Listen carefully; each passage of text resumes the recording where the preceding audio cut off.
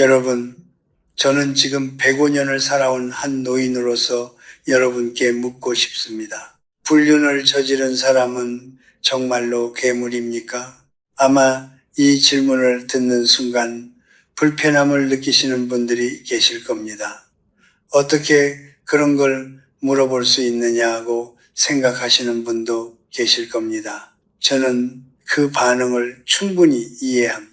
배신당한 고통은 말로 표현할 수 없을 만큼 깊은 것이니까요.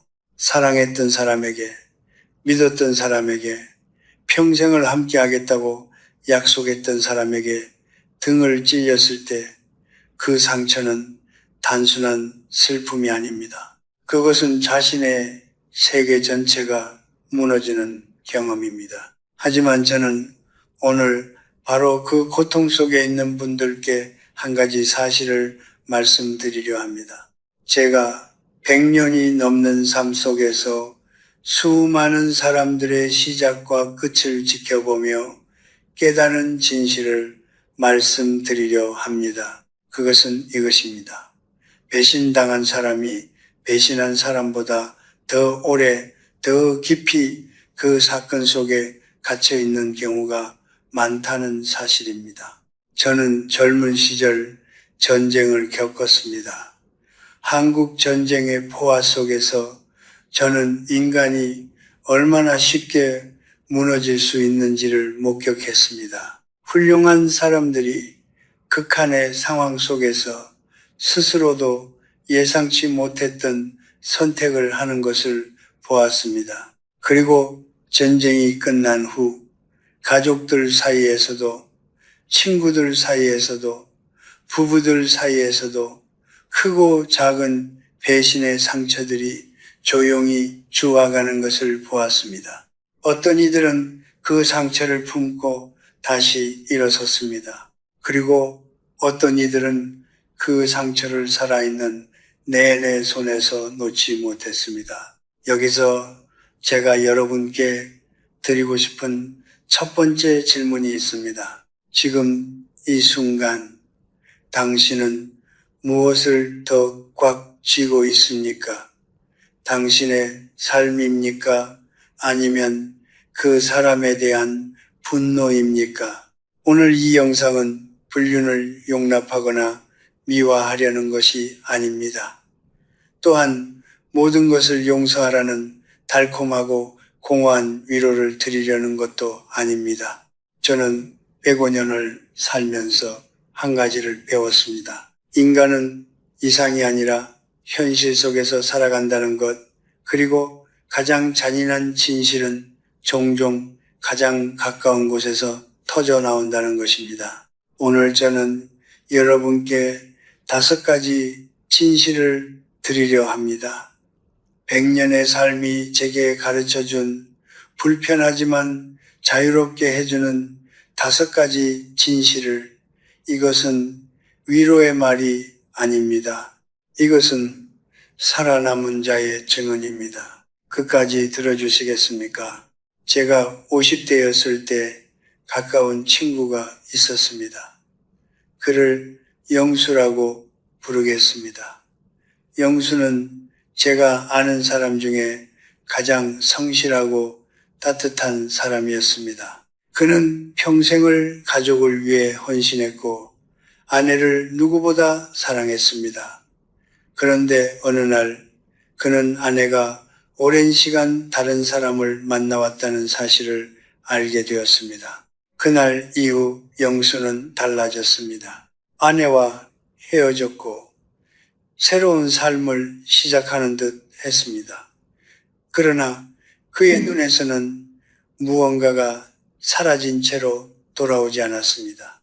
그는 30년이 지나도 그 이야기를 꺼냈습니다. 식사 자리에서, 산책 중에, 심지어 병원 침대 위에서도 그는 끝내 그 사건을 내려놓지 못한 채 세상을 떠났습니다. 그의 마지막 모습을 떠올릴 때마다 저는 생각합니다. 그를 가장 오래 붙잡고 있었던 것은 배신한 아내가 아니었습니다. 그것은 그 자신의 분노였습니다. 용서에 대해 우리는 흔히 오해를 합니다. 많은 분들이 용서란 상대의 잘못을 괜찮다고 인정하는 것이라고 생각하십니다. 그래서 용서를 거부합니다. 내가 왜 그 사람을 위해 용서를 해야 하느냐고 말씀하십니다. 그 마음 저는 충분히 이해합니다. 그리고 솔직히 말씀드리겠습니다. 그 분노는 정당합니다. 배신은 잘못된 것이고 고통은 진짜입니다. 저는 그것을 부정하지 않습니다. 하지만 여기서 제가 100년의 삶을 통해 배운 것을 말씀드리겠습니다. 용서는 상대를 위한 것이 아닙니다. 용서는 당신을 위한 것입니다. 분노를 붙들고 있다는 것은 어떤 의미일까요? 그것은 매일 아침 일어날 때마다 그 사람을 다시 당신의 하루 속으로 불러들이는 것입니다. 그것은 그 사람이 이미 당신의 삶에서 떠나갔음에도 불구하고 당신의 정신 속에서는 여전히 살아 숨쉬게 만드는 것입니다. 어떤 의미에서 우리가 가장 증오하는 사람은 우리가 가장 오래 곁에 두는 사람이기도 합니다. 저는 오래전 동양 철학을 공부하면서 불교의 한 가르침과 마주쳤습니다. 고통, 즉 두카에 대한 이야기였습니다. 고통은 삶의 일부라는 것, 그리고 그 고통을 심화시키는 것은 사건 자체가 아니라 그 사건에 대한 집착이라는 것. 저는 처음에는 이것이 너무 냉정한 말이라고 생각했습니다. 그러나 나이가 들수록 이 말의 깊이를 더 절실히 느끼게 되었습니다. 여러분께 한 가지 여쭤보겠습니다. 지금 당신이 붙들고 있는 그 감정, 분노, 억울함, 수치심, 그것이 지난 몇 년간 당신의 삶에서 얼마만큼의 자리를 차지하고 있었습니까? 그 자리에 당신 자신의 기쁨은, 당신 자신의 꿈은, 당신 자신의 평화는 얼마나 남아 있었습니까? 용서는 그래도 괜찮아라고 말하는 것이 아닙니다. 용서는 나는 이제 이것을 내 삶의 중심에 두지 않겠다는 결단입니다. 그것은 약함이 아닙니다. 그것은 인간이 할 수 있는 가장 조용하고 강인한 선택입니다. 영수는 끝내 그 선택을 하지 못했습니다. 저는 그를 사랑했기에 그의 마지막이 안타까웠습니다. 그리고 그의 삶은 제게 가르쳐 주었습니다. 자유는 누군가가 당신에게 돌려주는 것이 아닙니다. 자유는 당신이 스스로 되찾는 것입니다. 분노를 내려놓는다는 것은 지는 것이 아닙니다. 그것은 마침내 당신 자신의 삶으로 돌아오는 것입니다. 1950년 전쟁이 한반도를 집어삼키던 그해 겨울, 저는 피난길에서 한 남자를 만났습니다. 그는 제가 존경하던 선배였습니다. 올곧은 성품으로 마을에서 칭송받던 사람이었고 아내와 세 아이를 끔찍이 아끼는 가장이었습니다. 그런데 전쟁이 끝나고 수년이 지난 후 저는 그가 피난 중에 다른 여인과 인연을 맺었다는 사실을 알게 되었습니다. 처음에는 저도 충격을 받았습니다. 어떻게 저 사람이 하고 생각했습니다. 그러나 시간이 흐르고 저도 나이가 들면서 저는 그 시절을 다시 떠올렸습니다. 매일 밤 포성이 울리던 그 시절, 내일을 알 수 없던 그 공포, 가족과 생이별한 채 혼자였던 그 극한의 고독을 저는 그제야 이해할 수 있었습니다. 그것이 옳다는 말이 아닙니다. 다만 그것이 인간이라는 말입니다. 우리는 흔히 불륜을 저지른 사람을 악마로 만들고 싶어 합니다. 그것은 어찌 보면 자연스러운 반응입니다. 상대를 괴물로 규정하면 내가 입은 상처에 의미가 생기기 때문입니다. 나는 괜찮은 사람이었는데 괴물 같은 인간에게 당한 것이라는 서사가 고통을 견디게 해주는 방패가 되기 때문입니다. 그러나 저는 100년의 삶을 통해 이것을 배웠습니다. 사람을 괴물로 만드는 순간 우리는 그 사람을 이해하는 것을 포기합니다. 그리고 이해를 포기하는 순간 우리는 같은 상처를 반복할 가능성을 스스로 높입니다. 인간은 본질적으로 약한 존재입니다. 이것은 비관적인 말이 아닙니다. 이것은 사실입니다. 인간은 외롭고 두렵고 인정받고 싶고 사랑받고 싶습니다. 이 욕구들은 결혼을 했다고 해서 사라지지 않습니다. 나이가 들었다고 해서 없어지지 않습니다. 도덕적으로 훌륭한 사람이라고 해서 면제되지 않습니다. 분류는 많은 경우 이 욕구들이 오랫동안 방치되거나 억눌리다가 한순간 폭발하는 사건입니다. 계획된 악의에서 비롯되는 경우보다 채워지지 않은 공허함과 찰나의 판단 착오에서 비롯되는 경우가 훨씬 많습니다. 저는 이것이 면죄부가 되어서는 안 된다고 생각합니다. 약하다는 것이 상처를 줘도 된다는 뜻은 아닙니다. 그러나 상대를 인간으로 바라보는 것과 그 행동을 용납하는 것은 전혀 다른 일입니다. 악마는 이해할 필요가 없습니다. 그러나 인간은 이해할 수 있습니다. 그리고 이해는 때로는 고통의 크기를 조금씩 줄여줍니다. 여러분께 한 가지만 여쭤보겠습니다. 지금 당신이 증오하는 그 사람, 그는 처음부터 당신을 해치기 위해 태어난 사람이었습니까? 그도 한때는 누군가를 사랑했고 두려움에 떨었고 잘못된 선택 앞에서 망설였던 사람이 아니었습니까? 저는 그 사람의 행동을 옹호하는 것이 아닙니다. 저는 당신이 그 사람을 괴물로 만드는 것이 결국 당신 자신을 더 좁은 세계 속에 가두는 일임을 말씀드리는 것입니다. 전쟁 중에 제가 목격한 것은 이것이었습니다. 극한의 상황이 인간의 가장 어두운 면을 꺼내놓기도 하지만 동시에 가장 숭고한 면을 꺼내놓기도 한다는 것. 같은 인간이 하루에도 천사가 되었다가 악마가 되었다가 합니다. 우리는 모두 그 안에 빛과 어둠을 동시에 품고 살아갑니다.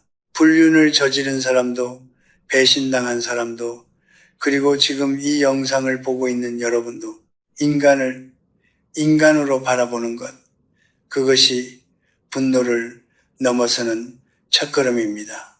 그것이 성숙입니다.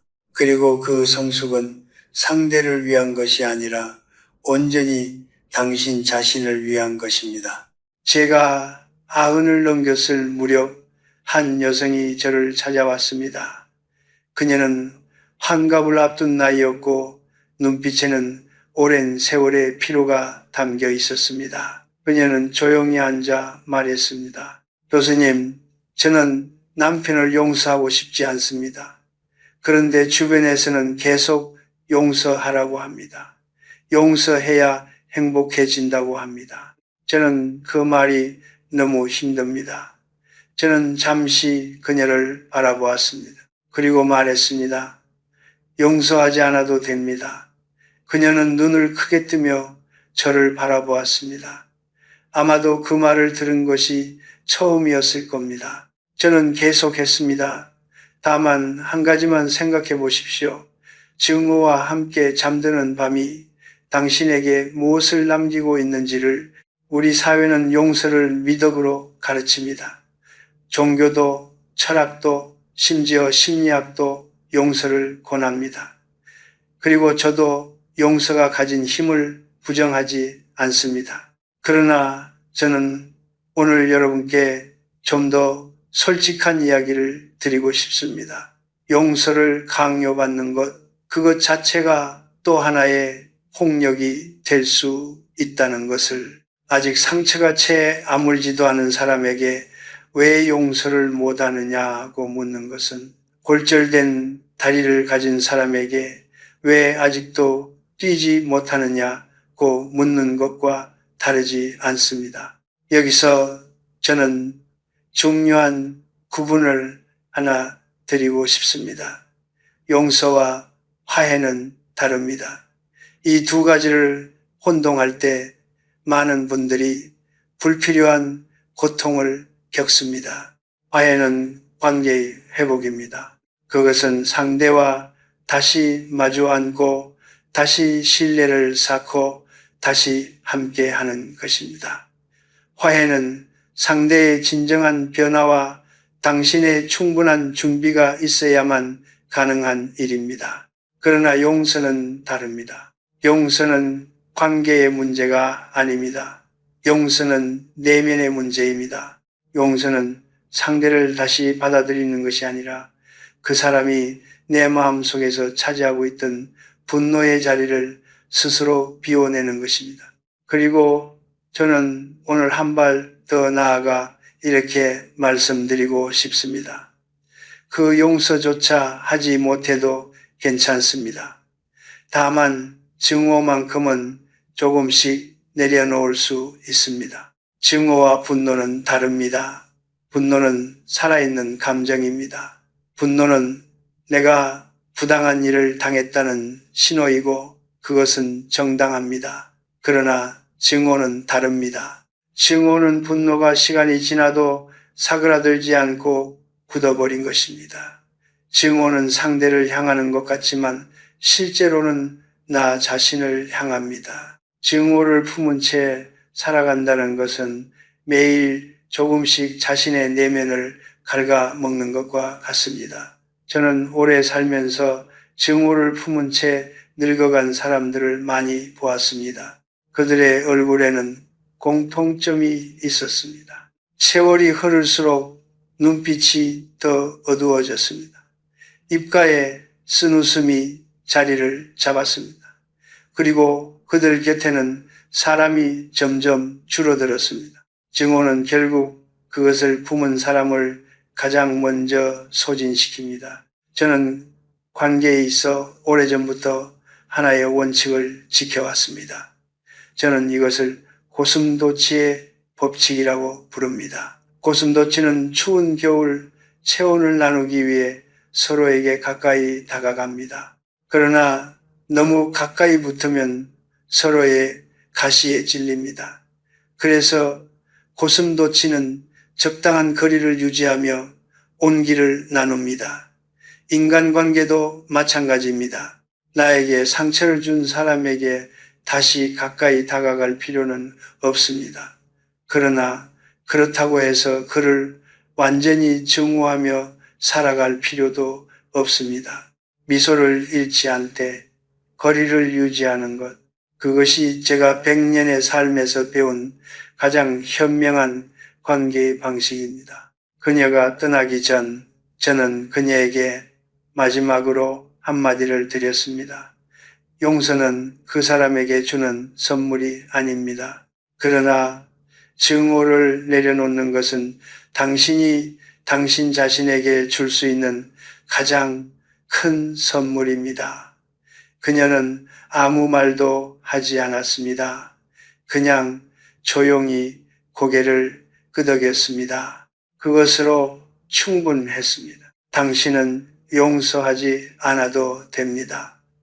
그러나 증오로부터는 당신 스스로를 구해낼 수 있습니다. 그것은 상대를 위한 결정이 아닙니다. 그것은 온전히 당신 자신을 위한 결정입니다. 저는 젊은 시절 정원을 가꾸는 것을 좋아했습니다. 지금은 몸이 예전 같지 않아 직접 흙을 만지기 어렵지만 그 시절 정원에서 배운 것들은 아직도 제 마음속에 살아 있습니다. 정원을 가꾸다 보면 한 가지 역설을 마주하게 됩니다.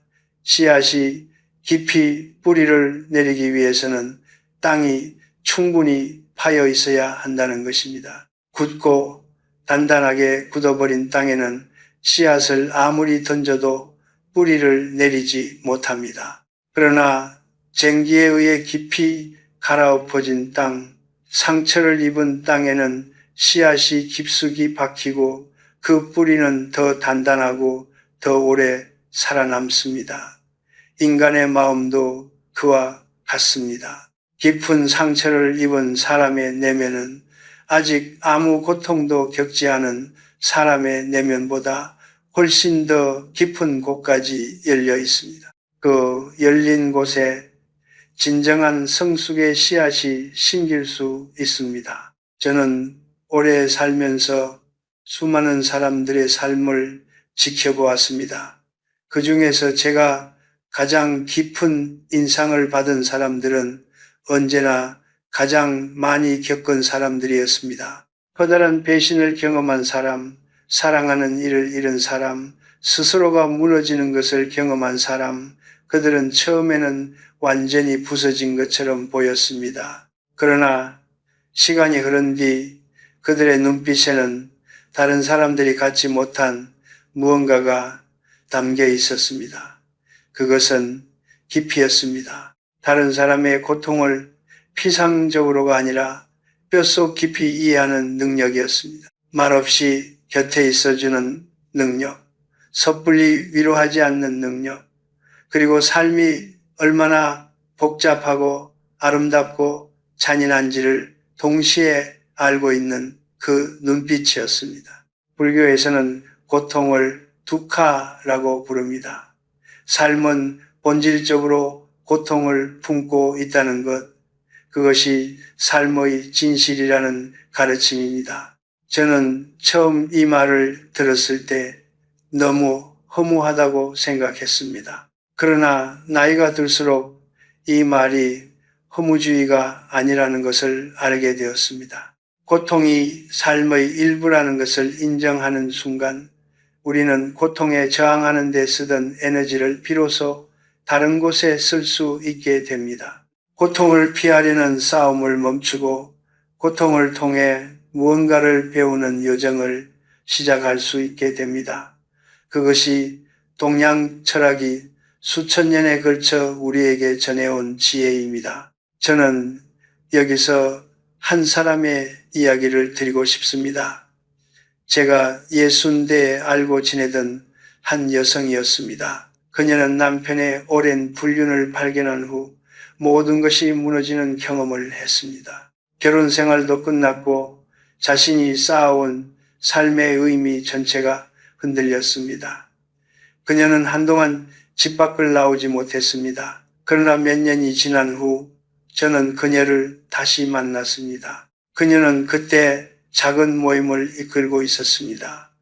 비슷한 상처를 입은 여성들이 모여 서로의 이야기를 나누는 자리였습니다. 그녀는 말했습니다. 교수님, 저는 그 고통이 없었다면 이 사람들의 마음을 이해하지 못했을 겁니다. 저는 그 말을 듣고 오랫동안 아무 말도 하지 못했습니다. 그것이 바로 제가 말씀드리고 싶은 것이었기 때문입니다. 고통은 우리를 작게 만들 수도 있고 크게 만들 수도 있습니다. 그 차이는 고통의 크기에 달려 있지 않습니다. 그 차이는 우리가 그 고통을 어떤 방향으로 걸어 나가는가에 달려 있습니다. 정오의 방향으로 걸어 나가면 고통은 우리를 점점 더 단단하고 좁게 만듭니다. 그러나 이해와 수용의 방향으로 걸어 나가면 고통은 우리를 더 넓고 더 깊은 사람으로 만들어 줍니다. 저는 이것을 머리로 배운 것이 아닙니다. 100년이 넘는 세월 동안 수많은 사람들의 삶을 지켜보면서 눈으로 보고 가슴으로 확인한 것입니다. 여러분이 지금 겪고 있는 고통이 아무리 깊더라도 그 깊이만큼 당신 안에는 무언가가 열리고 있습니다. 그것은 아직 보이지 않을 수 있습니다. 아직 느껴지지 않을 수도 있습니다. 그러나 제가 105년의 삶을 걸고 말씀드립니다. 가장 깊이 갈아 엎어진 땅에서 가장 강한 뿌리가 자라납니다. 당신의 상처는 당신의 끝이 아닙니다. 그것은 당신이 아직 알지 못하는 당신의 깊이입니다. 저는 지금 105세입니다. 이 나이가 되면 사람들은 흔히 제게 묻습니다. 교수님, 이렇게 오래 사셨으니 삶의 비결이 무엇입니까? 저는 그 질문을 받을 때마다 잠시 웃음이 납니다. 비결이라는 말이 어딘가 거창하게 느껴지기 때문입니다. 저는 특별한 비결로 오래 산 것이 아닙니다.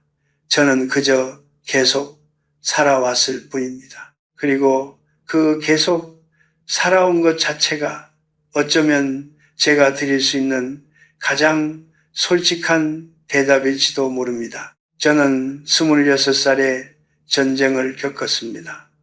가까운 친구들이 제 곁에서 쓰러져 갔습니다. 사랑하는 사람들과 생이별을 했습니다. 전쟁이 끝난 후에는 폐허 위에서 다시 삶을 일으켜야 했습니다. 그 시절 저는 매일 밤 이런 생각을 했습니다. 내일이 올까 올 것이라는 보장이 있는가? 그러나 내일은 왔습니다. 항상 왔습니다. 그리고 저는 그 내일 속에서 어제의 고통과는 다른 무언가를 조금씩 발견해 나갔습니다.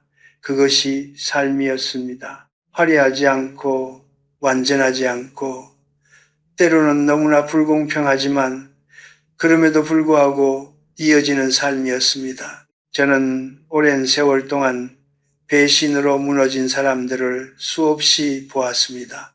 사랑했던 사람에게 등을 찔린 사람들, 믿었던 사람에게 모든 것을 잃은 사람들, 한때는 이 고통이 영원할 것이라고 확신했던 사람들, 그러나 저는 또한 그들이 다시 일어나는 것을 보았습니다.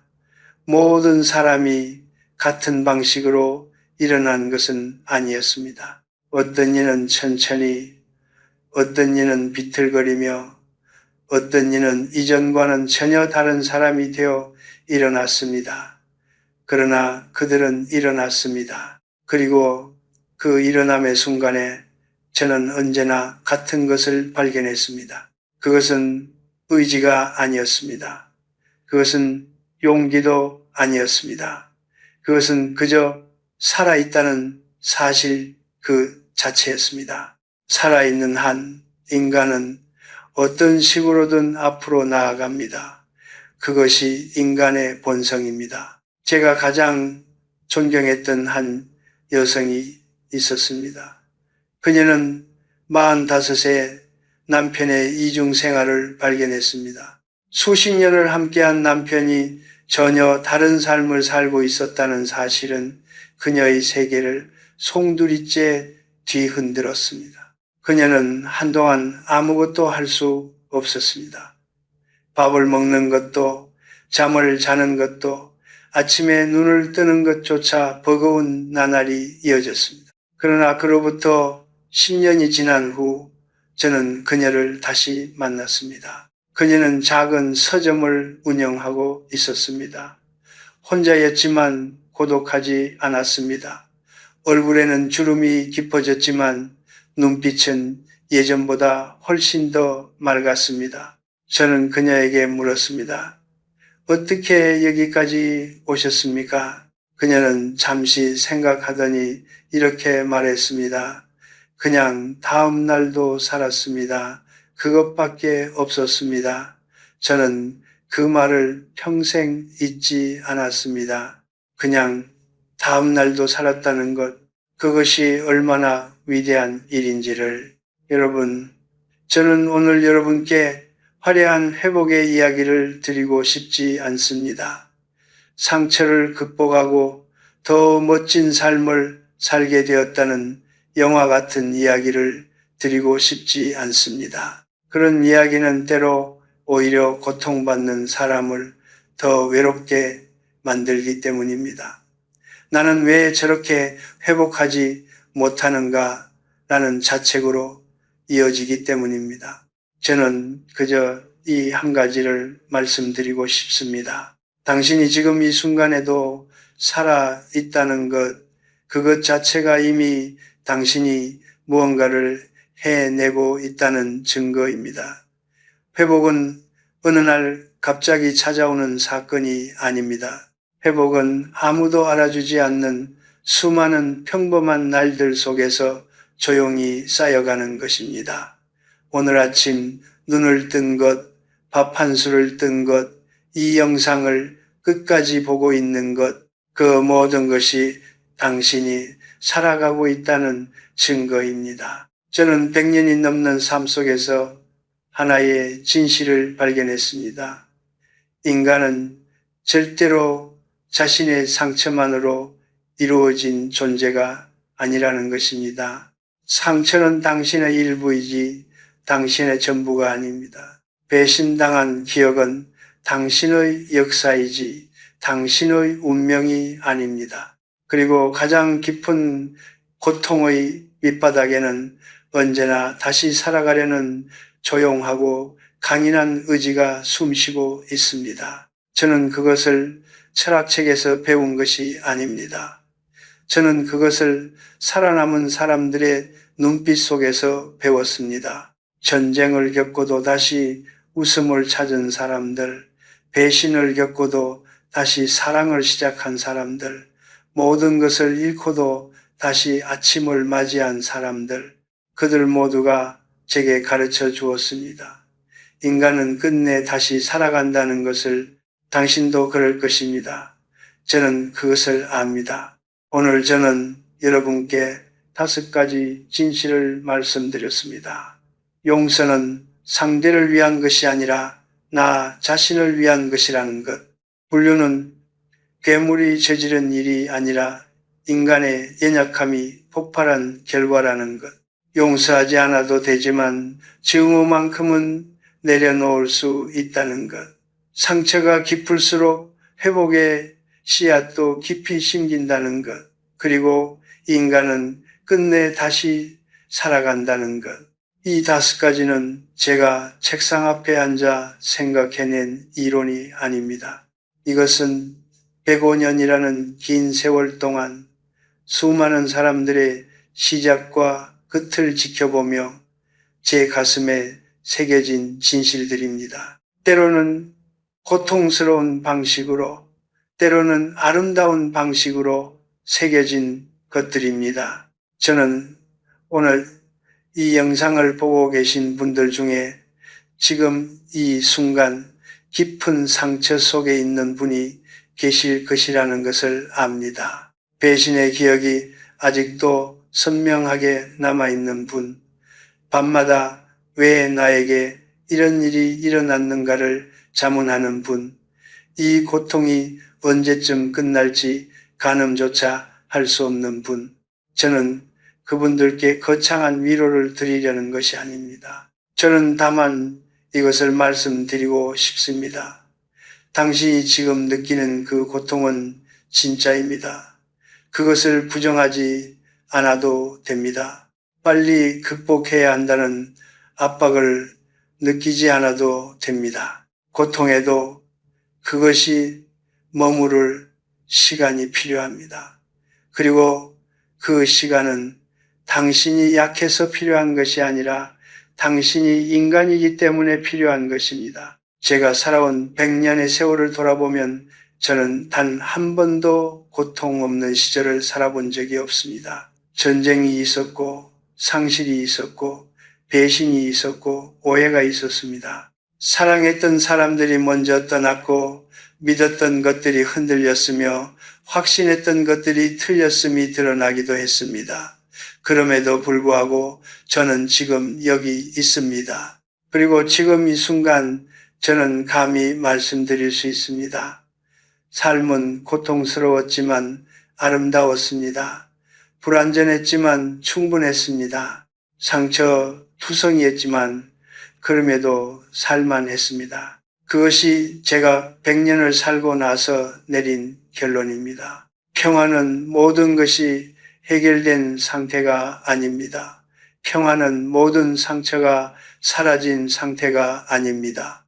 평화는 상처가 있어도, 배신의 기억이 있어도, 완전히 용서하지 못했어도 그럼에도 불구하고 오늘 하루를 살아갈 수 있는 상태입니다. 그 평화는 누군가가 당신에게 가져다 주는 것이 아닙니다. 그것은 당신이 매일 아침 눈을 뜨면서 조금씩 스스로 만들어가는 것입니다. 어떤 날은 아주 작은 조각만 만들어질 것입니다. 그래도 괜찮습니다.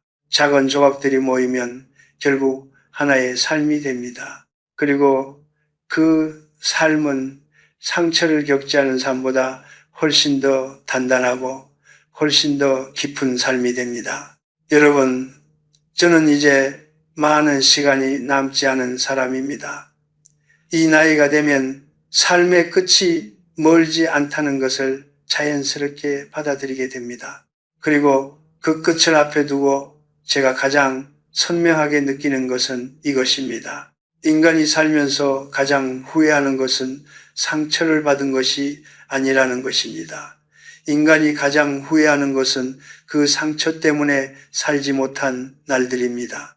분노를 붙들고 있느라 놓쳐버린 봄날들, 증오에 가려보지 못했던 소중한 얼굴들, 고통에 잠겨 있느라 듣지 못했던 자신의 내면의 목소리들, 그것들이 진짜 손실입니다. 배신당한 것이 아니라 그 배신에 남은 생을 저당 잡힌 것이 진짜 비극입니다. 오늘 이 영상을 보신 여러분께 저는 한 가지 부탁을 드리고 싶습니다.